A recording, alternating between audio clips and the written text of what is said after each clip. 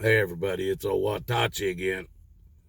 Um, I'm doing this video uh, on a subject that I've thought about for years, and the first time I heard the explanation on it, I kind of laughed and didn't believe it anyway. But let's just dig right into it right off the bat. Now, I once asked a teacher about the fact that, if everything happened, Big Bang Theory and all that, um, and the earth formed, it took it billions of years or whatever to form. I asked her, or asked them, where did all the water come from that's on the planet? And they gave me the same answer that if you go on to Google and Google it in, you'll get the same answer that they gave me. And that's the fact that all the water on the earth, that's salt water and fresh water combined, was brought here on frozen molecules, at one frozen molecule at a time, from asteroids in the early years of the earth, being after it was formed. Now, they're talking about, we're not, it couldn't have been asteroids so big that was hitting the earth that would have been, would have destroyed it. So all of these asteroids had to be small enough that in the strike itself, coming through the atmosphere, well, wait a minute. Before the water was here, there was no atmosphere. So, but at least on the impact of the asteroid hitting the rock, the big blue marble, they say, but on the impact would probably burn up any frozen molecules that would have been on the asteroid or meteorite. I don't know how. Let's say the whole damn thing was covered in ice. The whole meteorite, it's 5 foot by 5 foot, whatever. The earth could take a hit with that and it wouldn't be no big deal. So the whole thing's covered in ice. When it hit the earth, and it couldn't have had an atmosphere to come through, because if it was covered in ice, or if it was a block of ice and the atmosphere was there, it would burn up, melt coming through the atmosphere. Especially at, what do they say, 1,000 miles a second or some shit, these asteroids, 1,000,000 miles a second or whatever. These unbelievable speeds that these rocks that fly through a vacuum of space can reach. But anyway, let's say it happened. Asteroids and comets that had a little bit of frozen molecules on them are completely covered. How many of these asteroids and comets and meteorites or whatever would have had to hit the earth in order to fill up the deepest parts of the oceans and the widest parts of the oceans, all the oceans?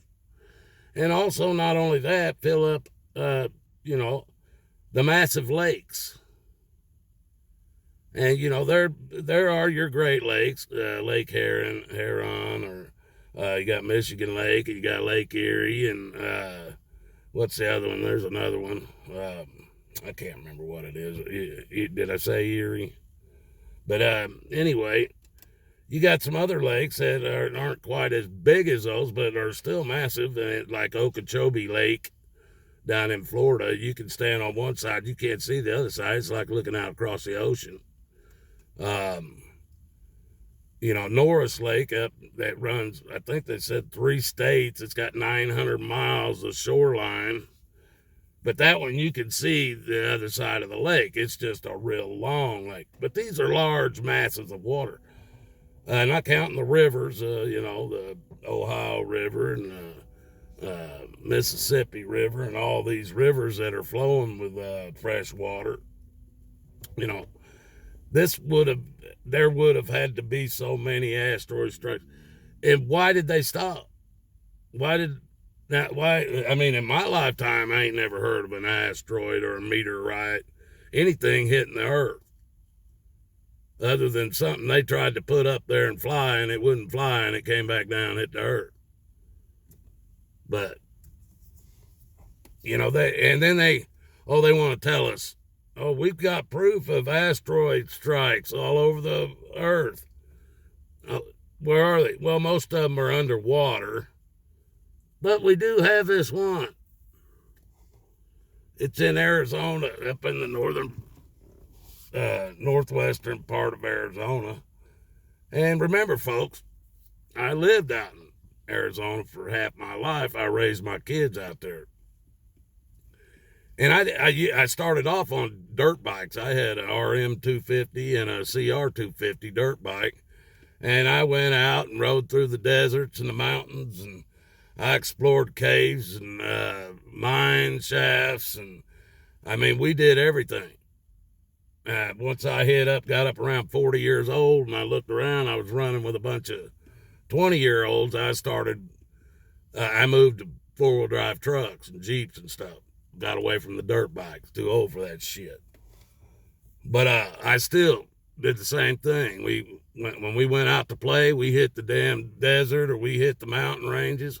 We had buddies that, we all had trucks that were locked up, front and rear, and they were set up to go off-road. And we had to do a lot of rock crawling and stuff like what you see these rock crawlers do. We did that with I had a full-size Bronco I did that with.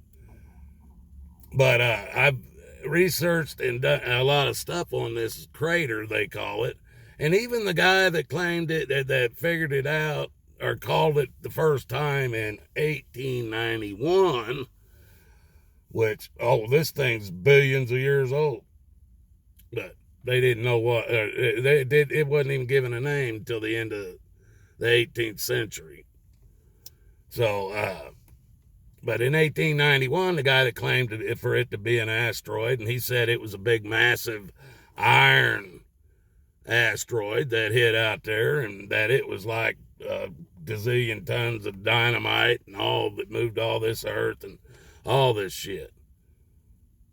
Well, him and some other damn scientists, they decided they were going to go out there and find them. There had to be a big hunk of iron in the ground out there.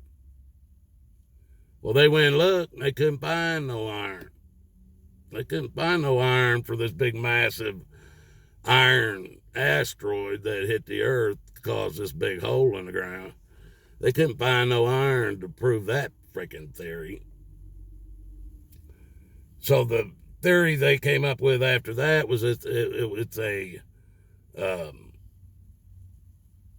like a extra tunnel off of a volcano. And that sounds more reasonable, people.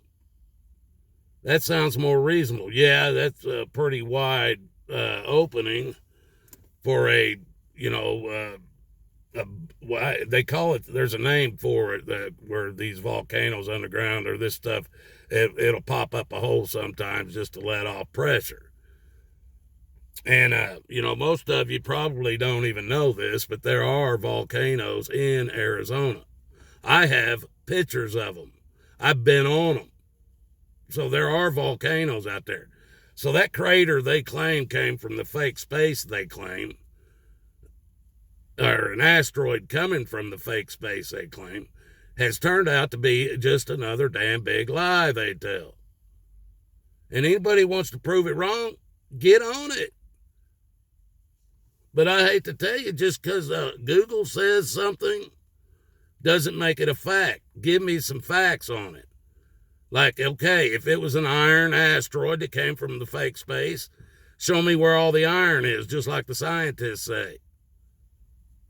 It's a better chance when you got volcanoes in the area for that to be a relief point that went off maybe 100 years ago, 1,000 years ago, or they don't know how long ago that hole was made. any more than they know how long ago the damn Grand Canyon was made or how the Grand Canyon was made. They don't have a clue.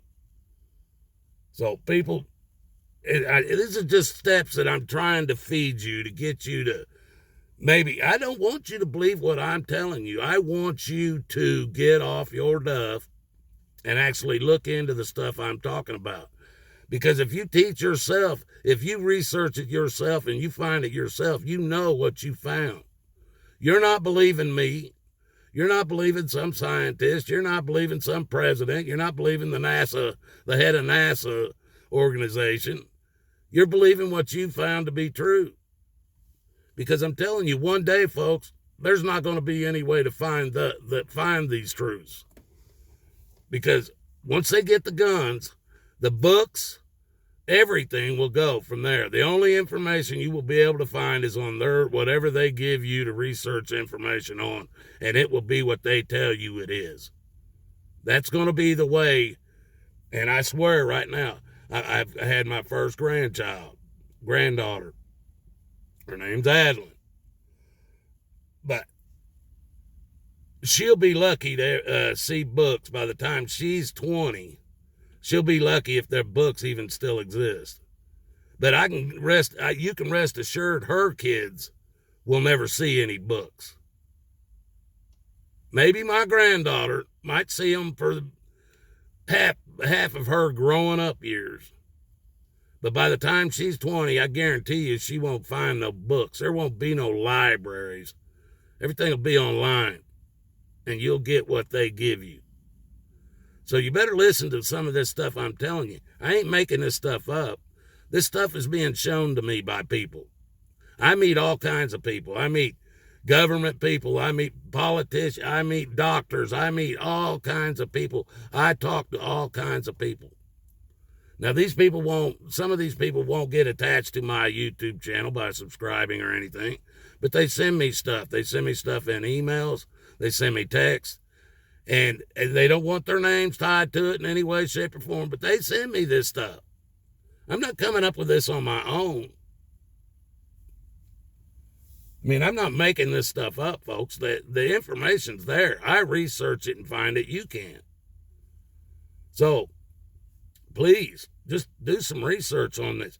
Fake space, it's all these lies they've been telling you. Once you figure out how many lies you've been told, then you'll know that everything they're telling you is a lie, and everything they're telling you that God don't exist is a lie. Everything they're telling you about everything happened by an accident is a lie, people. There is no space. There are no planets. You're not on a planet. They can't prove none of that. Matter of fact, there's more proof that you're on a flat surface or concaved. You're not on a ball. But please, do some research, or at least find you some people that believe, that you can believe, that's going to guide you in a direction that might help you do the research, or do something. Don't just sit there and believe this crap. Everybody, may God bless us all, because we're going to need this. Need his blessing. We're going to need his mercy to get out of this alive. Have a good day out there, people.